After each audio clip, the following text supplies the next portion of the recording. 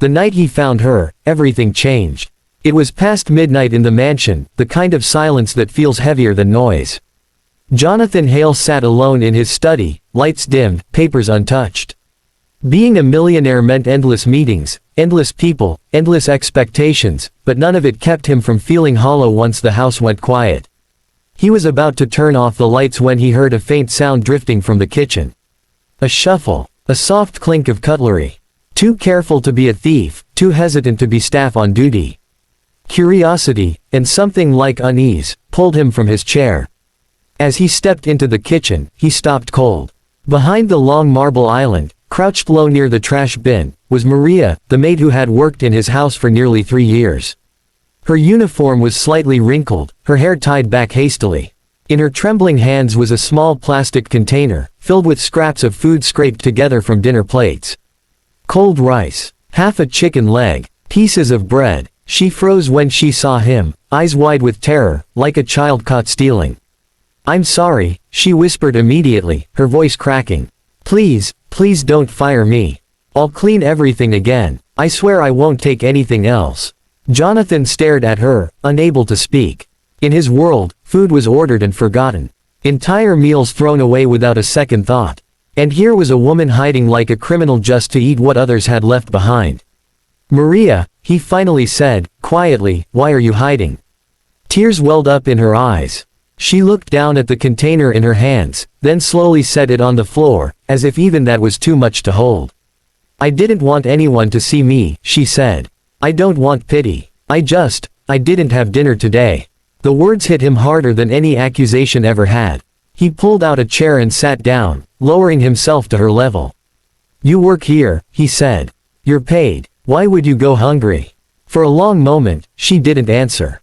Then the dam broke. She told him about the small rented room she shared with her younger brother in the city. About the hospital bills that never seemed to end since her mother passed away. About how her brother's heart condition meant medication every month, and how choosing between medicine and food had become routine. About how she always made sure he ate first, even if it meant she pretended she wasn't hungry. "I bring leftovers home sometimes," she admitted, her cheeks burning with shame. "But tonight, I was too tired to walk all the way back. I just needed something to keep me standing." Jonathan felt something twist painfully in his chest. This was his house, his food, his staff, and he had never once asked if the people who kept his world running were okay. He stood up and opened the refrigerator. Not the staff fridge, the main one, stocked endlessly. He began pulling out fresh food.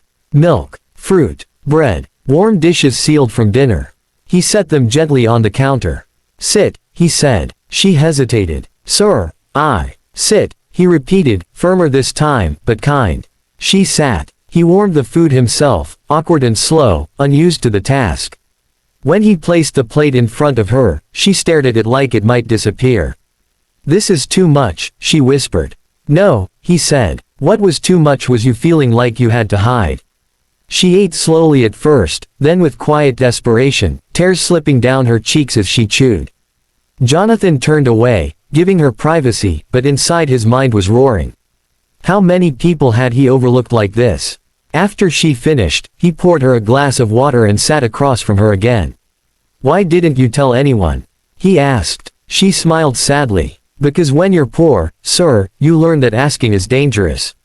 You don't want to be seen as a burden. You don't want to lose the little you have." That night, Jonathan barely slept. The next morning, the house buzzed with confusion when he called an unexpected meeting. All staff were gathered in the living room, cooks, cleaners, drivers, gardeners. Faces nervous, whispers spreading. Jonathan stood before them, hands clasped, and spoke without a script. "I built my success believing money was the hardest thing to earn," he said. "Last night, I learned dignity is harder." He announced immediate changes. Fair wage increases, a staff meal program, healthcare support, paid emergency leave, education assistance for families. No speeches about generosity, just action. Maria stood in the back, eyes wide, shaking her head in disbelief. After the meeting, he asked her to stay behind. "I'm not doing this because of guilt," he said softly.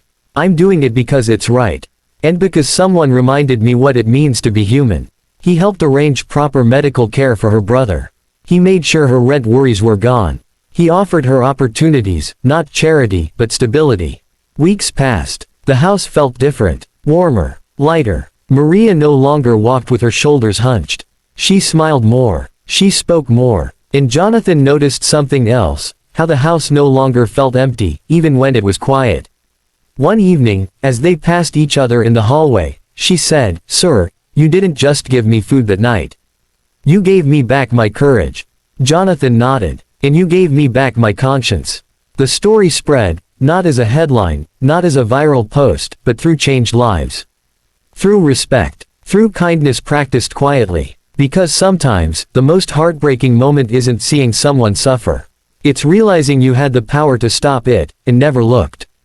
If this story touched your heart, remember, kindness costs nothing, but it can change everything. Like the video, subscribe to the channel, and share this story, because someone out there might need the reminder that they are seen, valued, and never alone.